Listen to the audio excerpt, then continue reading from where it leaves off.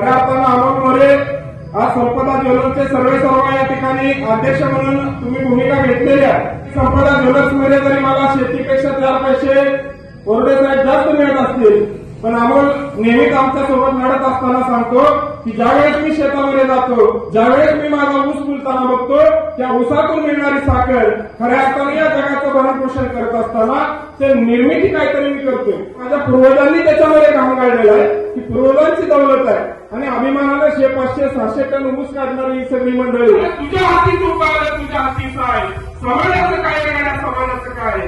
तुमच्या आणलेल्या ऊसाच्या बिलासाठी कुठला पुढारी त्या ठिकाणी लढतोय? अरे तुमच्यासाठी एखाद्या व्यापाऱ्याने तुमची बिलं मिळवली तर त्या व्यापाऱ्याचा गचुडीला धरणारा कोण आहे?